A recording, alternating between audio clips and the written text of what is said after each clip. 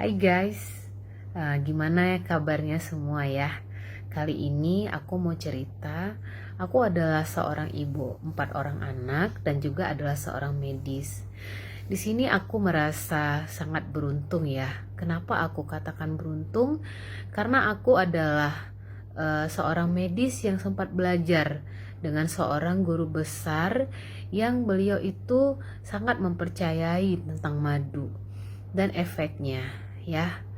Nah, sampai pada tahun 2011 anak pertama saya lahir. Anak pertama saya itu adalah seorang penderita demam kejang yang kebayang ya, mungkin teman-teman ada yang pernah ngalamin. Aku yang notabene-nya juga seorang dokter itu tidak sanggup gitu ngelihat anak sendiri kejang di depan mata. Pasti kita udah mikirin yang jelek-jelek kan, kedepannya bagaimana, berapa ratus ribu neuron yang rusak setiap kali kejang. Dan aku mengalaminya gitu kan, anak aku di depan mata sendiri sampai biru, terus mulutnya berbusa-busa. Itu menimbulkan sebuah trauma ya, pasti ya. Tentu beda ya kalau kita sedang menangani pasien gitu kan.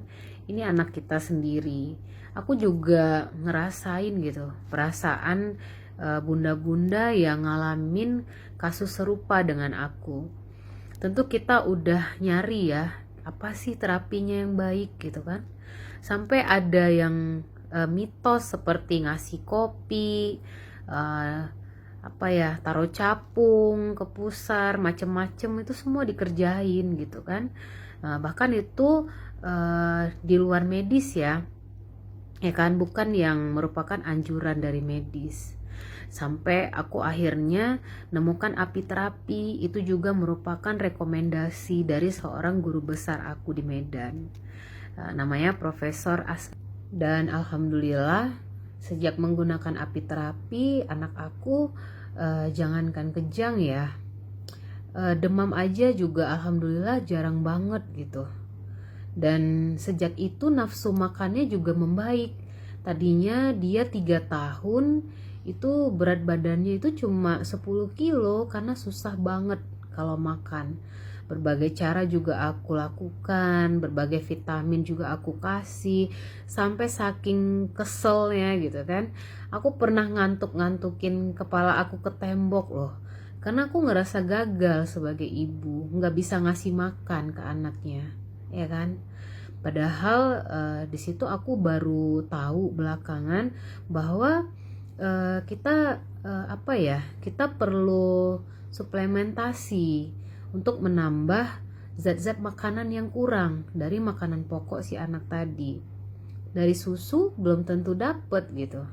Dan belakangan aku tahu bahwa apiterapi ini adalah nutrisi terlengkap nomor 2 setelah ASI. Dan madunya itu memperbaiki sistem pencernaan dan juga enzim pencernaan pada anak. Ya. Jadi nggak cuma anak pertama aku, terus aku lanjut ke anak kedua, itu beda lagi kasusnya. Anak kedua aku karena kebetulan kita sekeluarga ada riwayat alergi ya. Jadi sering batuk.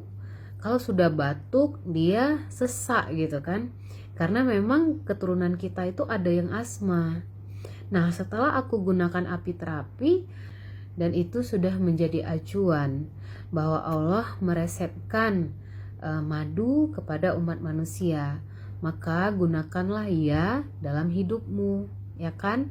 Nah, tidak berseberangan dengan medis karena apiterapi ini adalah komplementari terapi, dan ini juga sudah masuk dalam MIMS.